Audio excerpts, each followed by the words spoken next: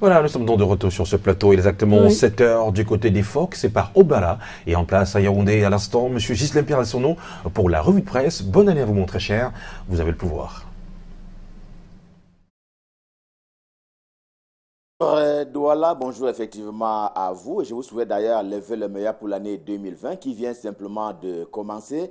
Thierry, bien entendu, et Soflan, vous qui êtes du côté de Douala, je vous accueille à Yaoundé, le cœur enflammé de joie comme à l'accoutumée. Vous, mais également nos millions de téléspectateurs, ceux du Cameroun et du monde entier qui sont tous chargés faute d'informations. Bienvenue donc à cet exercice. 5 jours après l'entrée en liste de l'année 2020, l'an des grâces, le quotidien camerounais à capitaux publics, Cameroun Tribune pour ne pas le nommer, continue de dresser le bilan de l'année précédente 2019 pour ce qui est du gouvernement de la République nommé le 4 janvier 2019. On s'en souvient, eh bien, le Premier ministre Joseph Dion Ngouté aura connu une année bien remplie, selon que l'indique la une principale des Cameroun Tribune édition de ce lundi, cela par l'action visant la consolidation de la paix, notamment dans le nord-ouest et le sud-ouest camerounais. Il en est ainsi allé avec le GDN, le grand dialogue national qui a été bien entendu coordonné par les bons soins de Joseph Dion Ngouté et qui justement va jeter les bases d'une paix plus durable dans le nord-ouest et le sud-ouest camerounais.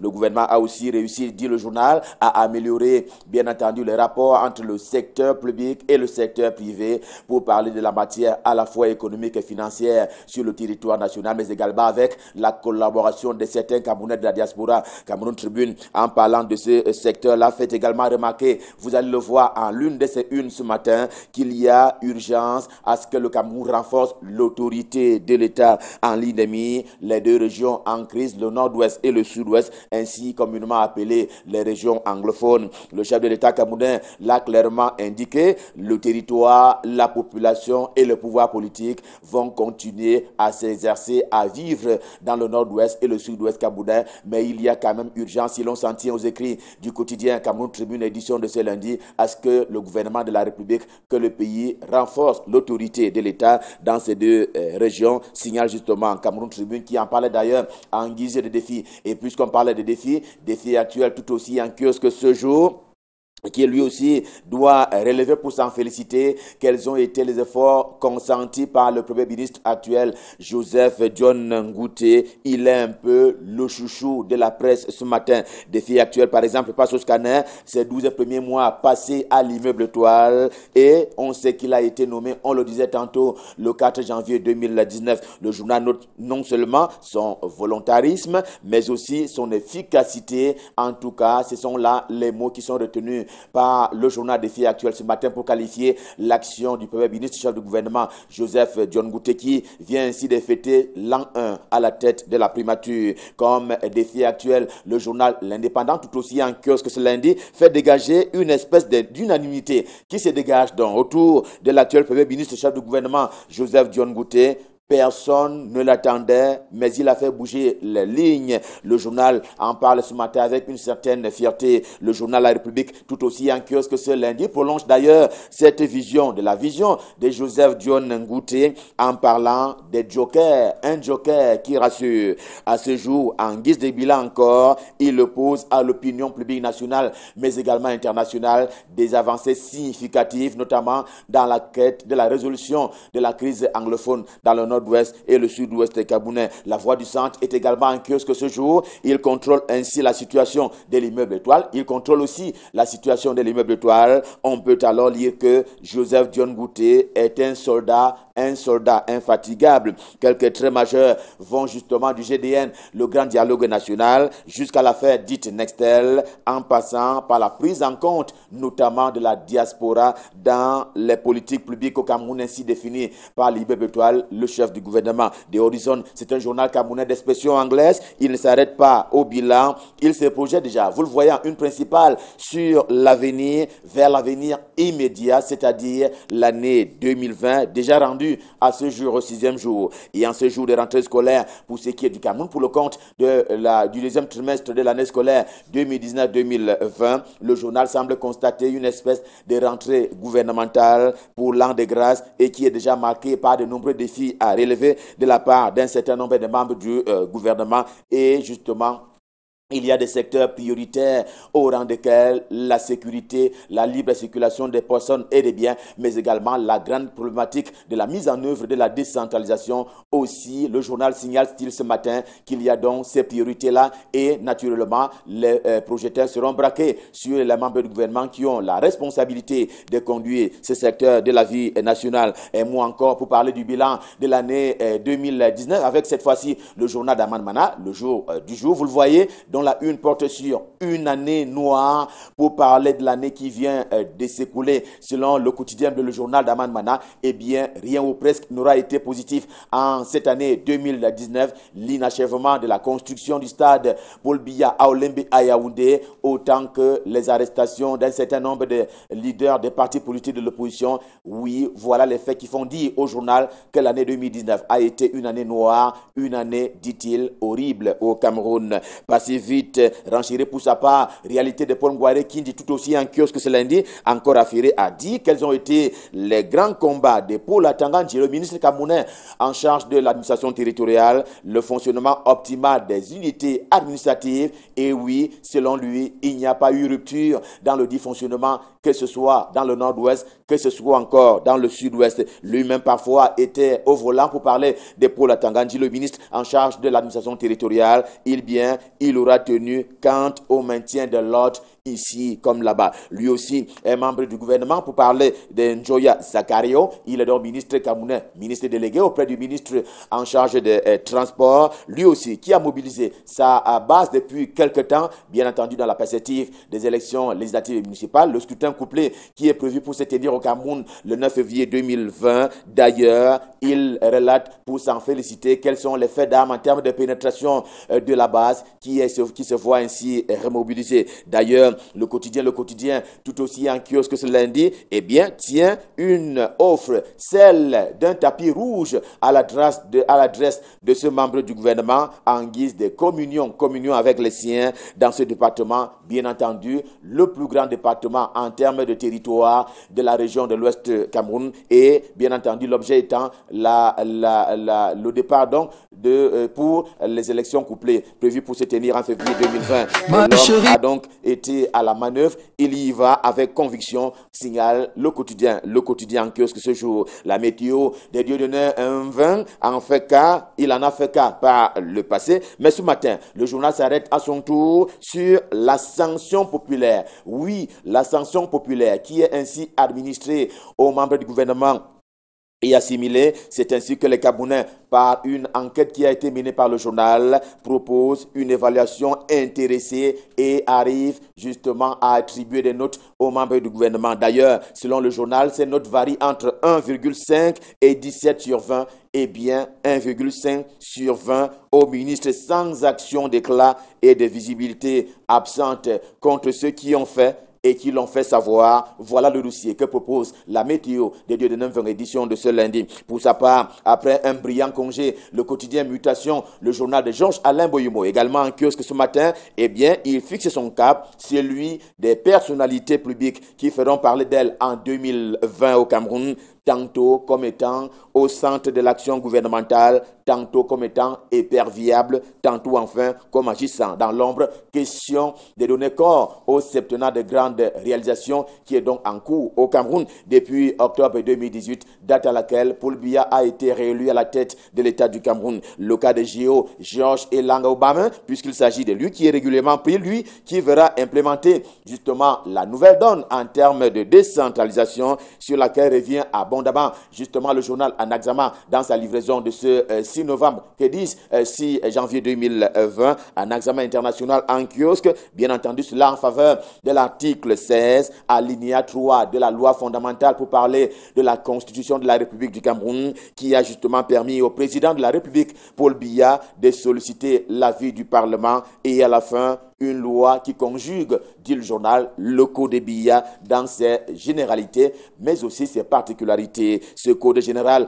des collectivités territoriales décentralisées ambitionne entre autres de rendre au Nozo, le nord-ouest et le sud-ouest camerounais, ce qui lui a été volé, à savoir ses spécificités en termes de gestion du territoire, en termes d'idéologie par rapport à l'administration qui doit ainsi être proche des populations. Le journal camerounais des Postes est également en kiosque ce jour. C'est un journal camerounais d'expression anglaise. Il s'y attarde. Eh bien, il s'attarde sur la condition humaine dans certains départements des deux régions ancrées, c'est-à-dire les départements du nord-ouest et du sud-ouest. Et si le gouvernement par un don présidentiel a gratifié les déplacés internes, mais également les sinistrés, il reste que la demande consiste en ceci, pas le pain, mais la fin de la guerre, c'est un peu ce que scandent certaines populations dans ces deux régions dites anglophones. Breaking News, c'est également un journal camerounais d'expression anglaise. Il se met du côté du gouvernement de la République pour porter avertissement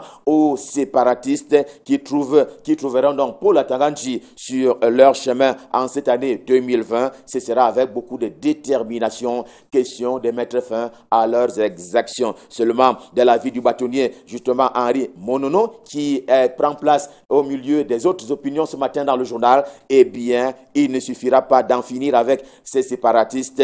Il faudra faire renaître, oui, faire renaître le sentiment d'appartenance à l'État du Cameroun de la part de ces Camerounais d'expression anglaise. Le quotidien L'Épervier de ce lundi propose qu'on ouvre déjà la saison dite saison des vœux qui prendra bien entendu bientôt son envol. Ce sera d'ailleurs fait à partir du palais présidentiel. Cela sera suivi par l'Assemblée nationale, le Sénat et les autres institutions de la République. Dans cette perspective, apprend-on du journal, eh bien, plusieurs dignitaires du pays ont choisi de faire un tour dans les cimetières et les lacs. Objectif, parler à la main présidentielle lors des salutations, lors don de ses vœux et pour qu'elle reste d'ailleurs ou soit alors promue à des postes de responsabilité et de pouvoir beaucoup plus importants que ceux qu'ils occupent en l'état actuel des choses. Et pour ce qui est du PAD, le port autonome de Douala, du nom de cette structure on ne peut plus importante pour le Cameroun et la sous-région Afrique centrale, L'Épervier dans sa livraison de ce jour semble dire que ça piétine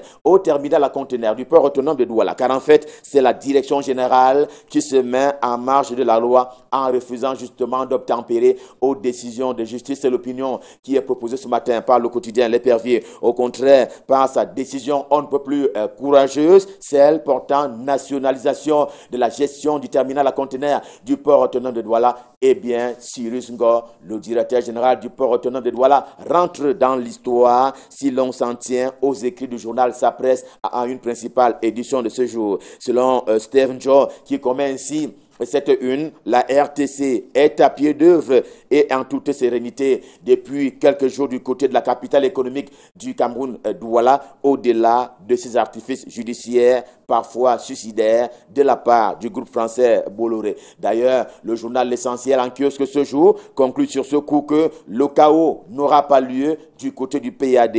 On a redouté la paralysie. Il y a eu, oui, des menaces qui ont été proférées en guise justement de paralysie du port autonome de Douala. Eh bien, le chaos n'aura pas lieu. Il n'aura pas lieu, eh bien, il n'en sera rien. Signale justement le journal ce matin, l'ordre régnera, le travail avancera et le port autonome de Douala vivra. Le soir, le journal d'Amam Bienda ce matin note d'ailleurs des défections au sein du groupe Bolloré pour ce qui est de la filiale camerounaise de ce groupe français. Philemon Mendo en était d'ailleurs le directeur général adjoint. Il a quitté le navire au motif que les personnels comptaient des frustrations par dizaines, des centaines. Et voilà une information qui est portée par le journal Le Soir d'Amambianda, édition de ce jour. Identité en kiosque se pose la question à laquelle il répond d'ailleurs lui-même sur le départ ou pas du groupe Bolloré du port autonome de Douala. Mais ça, une principale fait dire que ce conflit est l'une des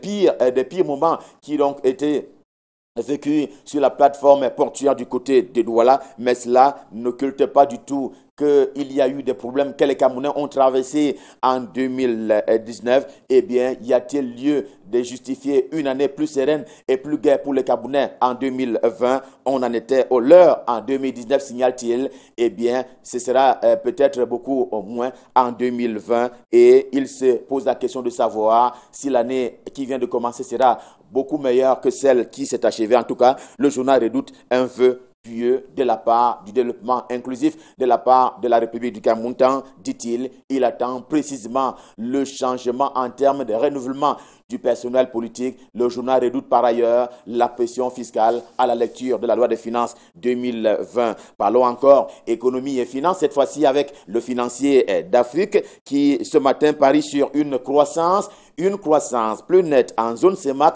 en 2020, la CEMAC étant la communauté économique et monétaire des États de l'Afrique centrale, à condition bien entendu que Libreville, pour parler du Gabon, exécute vraiment ces grands projets, que le Congo voisin améliore ses services sociaux à l'image des services de santé et même de l'éducation et que la République centrafricaine, la RCA, mette un point d'honneur sur sa stabilité sécuritaire à l'instar des deux régions du Cameroun qui sont d'ailleurs en proie à cette crise politique, à savoir le nord-ouest et le sud-ouest camerounais. Il n'y a justement pas mieux que le journal Intégration de Thierry Ndong pour parler et nous expliquer bien entendu ce que l'on entend par commission de la CEMAC, la communauté économique et monétaire des États de l'Afrique centrale.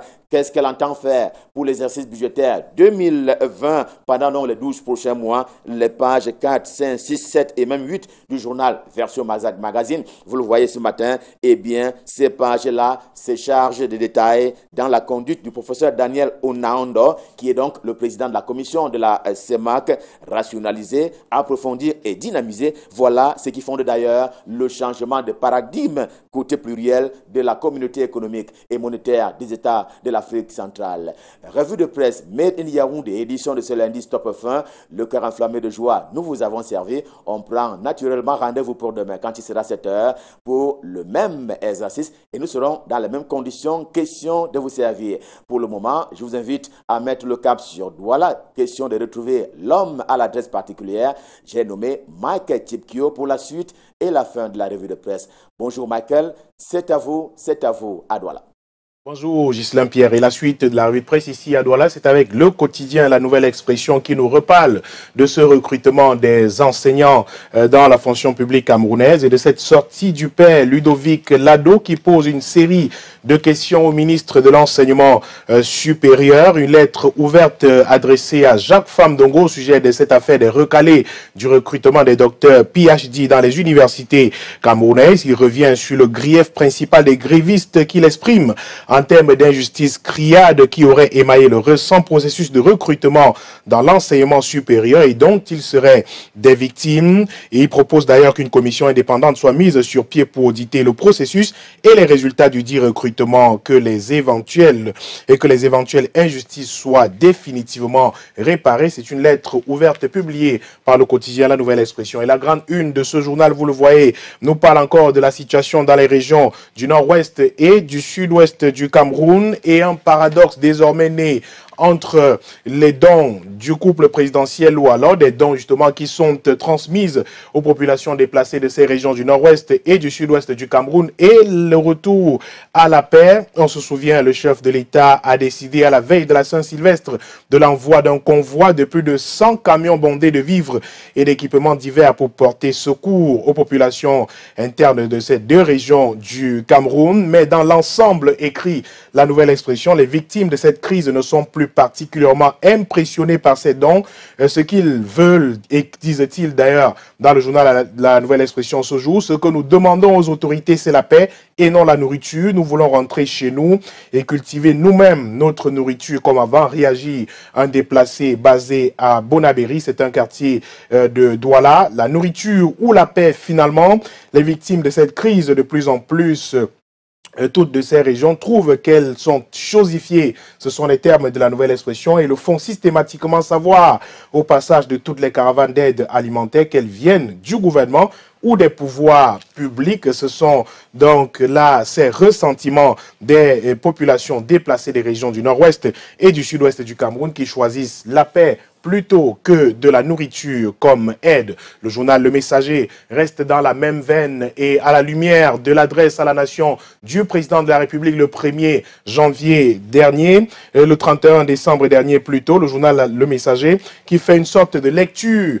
de ce discours du président de la République pour constater que le chef de l'État est resté droit dans ses bottes, imperturbable et a d'ailleurs durci le ton. Le président de la République est monté de plusieurs crans dans sa logique depuis ces derniers jours, un ton martial pour annoncer la poursuite sans faiblesse du combat contre les séparatistes et autres groupes armés qui sévissent dans les régions du nord-ouest et du sud-ouest du Cameroun. Et autant le dire, écrit le quotidien Le Messager, les séparatistes et autres adeptes de la violence dans ces zones n'ont qu'à bien se tenir, à défaut de déposer les armes et enterrer la hache de guerre, ce qui laisse présager, écrit le journal, d'une poursuite des combats, d'une multiplication malheureuse d'autres massacres dans la logique d'une pacification mise plutôt à rude épreuve depuis le début de cette crise. C'est donc une logique qu'il faut absolument revoir, cette logique guerrière qui n'a pas produit de résultats depuis le début de la crise, écrit le quotidien Le Messager, qui, toujours au sujet de cette crise dans les régions du nord-ouest et du sud-ouest du Cameroun et de l'adresse à la nation du président de la République, donne la parole à un homme. Il est ancien maire à la commune d'arrondissement de Douala, 3e ici à Douala, Oumarou Fadil, qui analyse le discours du président de la République à la nation dans un entretien accordé au quotidien Le Messager ce jour. L'homme rompt le silence et analyse le discours présidentiel et aussi condamne-t-il, comme le président national du RDPC, le comportement excessif de certains de nos compatriotes de la diaspora qui devraient, par patriotisme, s'abstenir de propos négatifs à l'égard de leur pays d'origine. Il indique par ailleurs que le RDPC, le parti dont il reste membre, est serein et prépare les élections à venir. Il donne les raisons pour lesquelles il n'est plus candidat, justement. Il dit soutenir la jeunesse justement qui va se lancer dans cette bataille pour les futures échéances électorales. Entretien avec Oumarou Fadil Etali en page 10 du quotidien Le Messager de ce jour, qui nous parle aussi de délit de presse et d'un journaliste condamné à 18 mois de prison, 18 mois de prison pour Yol Adalbert, par ailleurs directeur de publication d'un journal nommé Hades Info.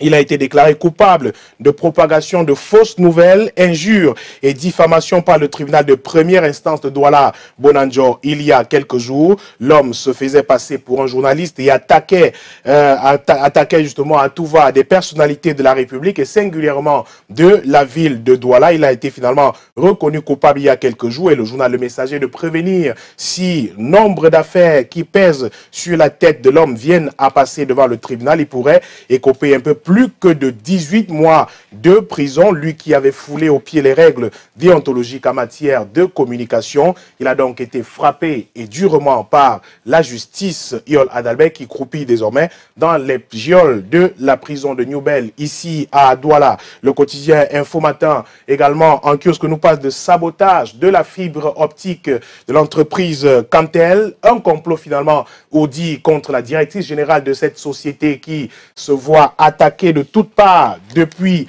quelque temps. Et le journal nous rappelle que la dernière attaque, ou alors le dernier sabotage s'est produit à Yaoundé, des manœuvres justement pour plomber les efforts de Judith Yassonde Achidi qui poursuit les réformes au sein de l'entreprise Camtel. Toute la capacité de support de transmission des servants à la zone de Loncac d'Hippodrome, une partie de l'avenue des banques à Yaoundé, a été touchée il y a quelques jours selon des informations contenues dans le journal Info Matin ce jour. Des ingénieurs mobilisés illico presto par Judith Yassonde Achidi travaillent d'arrache-pied au rétablissement du réseau justement Internet, de la fibre optique en général après cette attaque contre l'entreprise Camtel, un autre sabotage, écrit le journal. Mais la météo Bi-Hebdo également qui aujourd'hui parle aussi de cette attaque et des travaux d'Hercule menés jusqu'ici par la directrice générale Judith Yassonde ayant hérité d'une entreprise entreprise moribonde et dont l'image était plombée par des scandales de gestion et conduit en dépit des attaques viles des réformes salutaires jusqu'ici. L'université de Yaoundé 1 intéresse également le journal La Météo, Bi-Hebdo, en kiosque aujourd'hui, qui nous parle en page 4 de la météo de ce jour, nous le disions, de l'université avec le professeur Aurélien Maurice Osso qui offre des cartes visa aux étudiants. On parle bien de la météo Bi-Hebdo en procédant jeudi dernier à Yaoundé à la remise du matériel roulant aux chefs d'établissement et autres directeurs sous tutelle. Le recteur a également fait des heureux chez les COPS. La nouvelle qui a soulevé de la joie chez les étudiants présents. Ils vont désormais recevoir gratuitement des cartes bancaires biométriques validité de 3 ans, d'une validité de 3 ans. Ces dites cartes bancaires ouvrent le droit à plusieurs avantages dont le plus emblématique est la possibilité pour son titulaire d'avoir accès aux bibliothèques numériques, écrit le journal La Météo Bi-Hebdo en kiosque aujourd'hui, qui parle aussi de ce travail des ministres pour l'année 2018. Des notes attribuées aux ministres et assimilés des Camerounais évaluent les hommes qui les gouvernent. Les notes vont de 1,5, 1,5 à 17,5 sur 20, accompagnées d'observations parfois cinglantes. C'est à lire en page 8 et 10 du journal La Météo en kiosque aujourd'hui. Et un homme qui est également évalué dans ces journaux aujourd'hui, c'est bien le Premier ministre, lui, qui mène le gouvernement depuis le 4 janvier 2019, un an après son installation, un an justement après sa nomination à ce poste de Premier ministre. L'homme fait bouger les lignes dans un contexte sécuritaire préoccupant. Aux paillettes et à la politique people, il préfère discrétion et efficacité de l'équipe du 4 janvier 2019. Seule une douzaine de ministres ont réussi à se démarquer. Et d'ailleurs, le journal L'Indépendant les présente dans ses colonnes de ce jour. Du ministre de la Défense, Joseph Betty, à son moment, le journal parle de satisfaction du devoir accompli.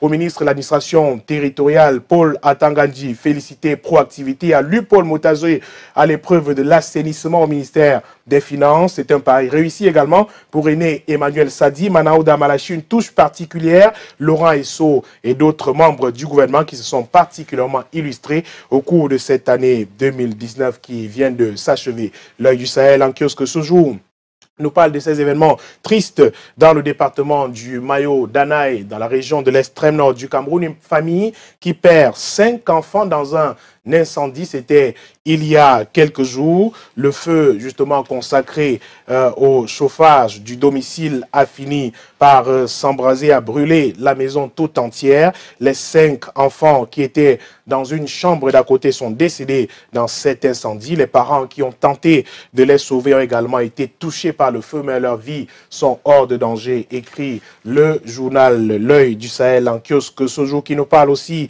d'Amchidé et de ses attaques de la secte terroriste Boko Haram. Boko Haram qui fait deux attaques justement en 24 heures seulement à Mchidé. Les terroristes ont pillé 3 commerces et tué effectivement quelques personnes. C'est donc là le bilan de cette autre attaque de la secte Boko Haram dans la région de l'extrême nord du Cameroun. Et Gaoundéré avec son hôpital général et cette colère justement de certains personnels licenciés. Ils sont mécontents, ils le font savoir. Ils estiment être victimes d'une épuration du fait d'une éventuelle proximité avec l'ancien directeur général, le docteur Mohamedou Assimi. Ils ont écrit leur colère depuis quelque temps et ont d'ailleurs saisi l'autorité administrative à la suite de leur licenciement il y a quelques jours. C'est des informations à retrouver dans le tri-hebdomadaire régional d'information du Nord Cameroun, l'œil du Sahel. De Poste qui est également en kiosque ce jour nous parle encore de cette situation des déplacés internes, de la crise sécuritaire dans les régions du nord-ouest et du sud-ouest du Cameroun. Le journal qui est allé à la rencontre de ces déplacés internes qui clament également le retour de la paix. Ils disent justement qu'ils veulent simplement la paix et non de la nourriture. La nourriture, c'en est trop, mais ça n'a pas jusqu'ici ramené la paix dans ces régions du nord-ouest et du sud-ouest du Cameroun. Le plus urgent, justement, est de mettre un terme à la guerre, ramener la paix et non simplement de la nourriture, comme c'est le cas depuis quelque temps, disent-ils à haute voix dans le journal de Poste en kiosque aujourd'hui. Et on termine avec The Star qui nous parle des élections à venir du 9 février 2020 et le président de la République qui maintient le double scrutin aura bel et bien lieu le 9 février 2020 et le journal qui s'inquiète un tout petit peu de cette décision du président de la République à la vue de la situation sécuritaire dans les régions du nord-ouest et du sud-ouest du Cameroun. Également, le journal s'intéresse à cette nomination des responsables de l'église catholique du Cameroun dans les régions du nord-ouest et du sud-ouest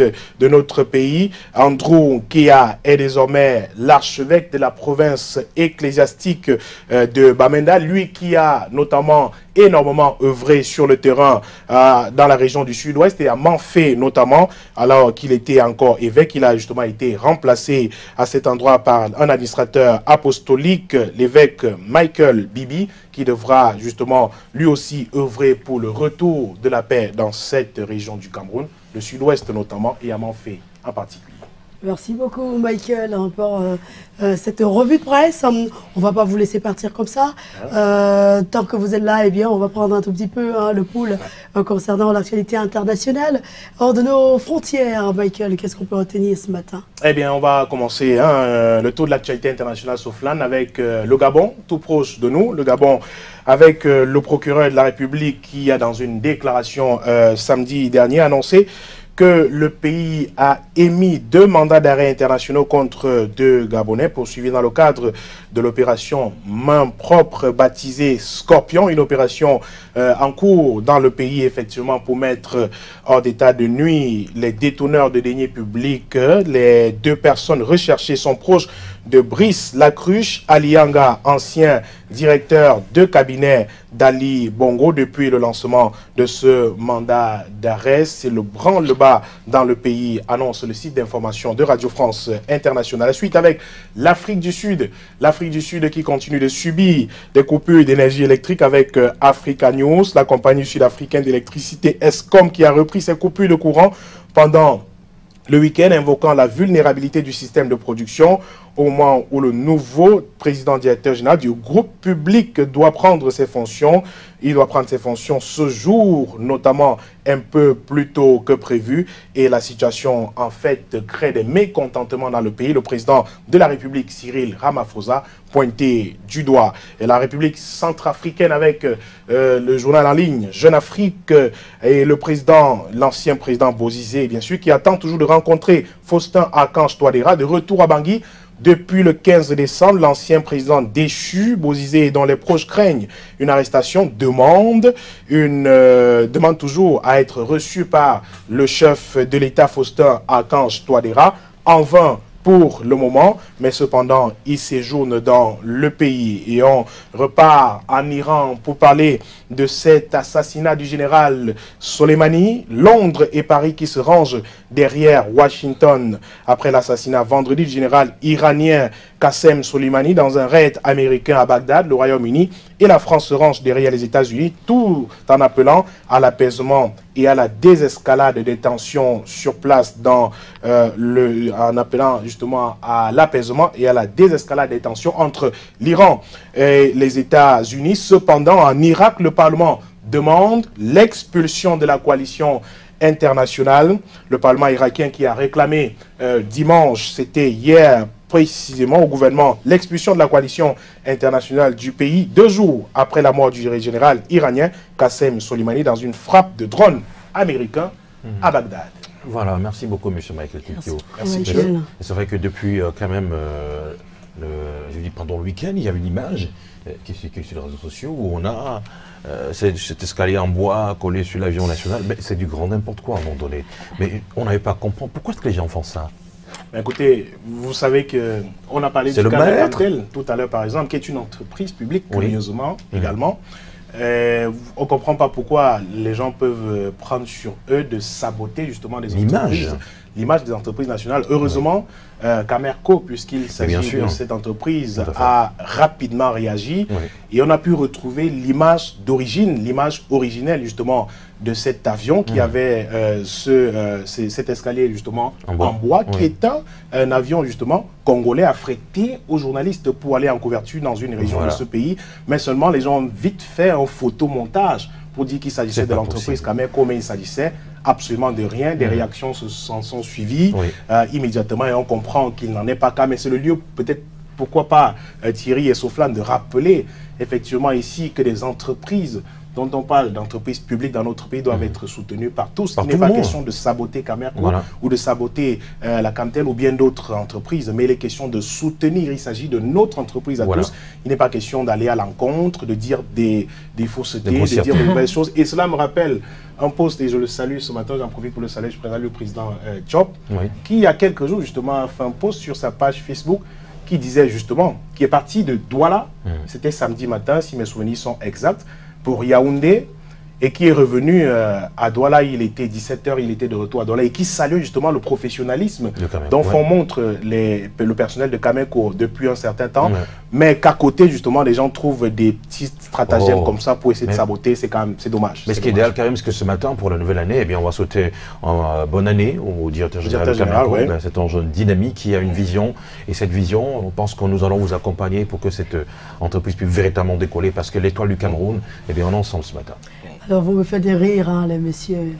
Quand je vous entends parler, je suis morte de rire. Ça fait plaisir quand même. Parce que, pourquoi je suis morte de rire? Pourquoi?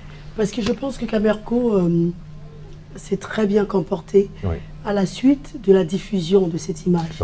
C'est-à-dire, on prend un communiqué qui dit non, ce n'est pas notre compagnie, il ne s'agit pas de nous. Après, les réseaux sociaux, on voit de tout sur les réseaux sociaux. Absolument. En 2017 ou 2016, je ne me souviens plus. 2016 ou 2017.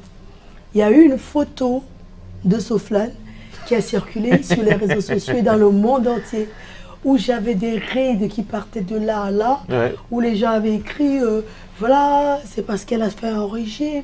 Et moi, j'avais vu des gens en rire. C'était amusant. Vraiment, la fille là. Ah oui.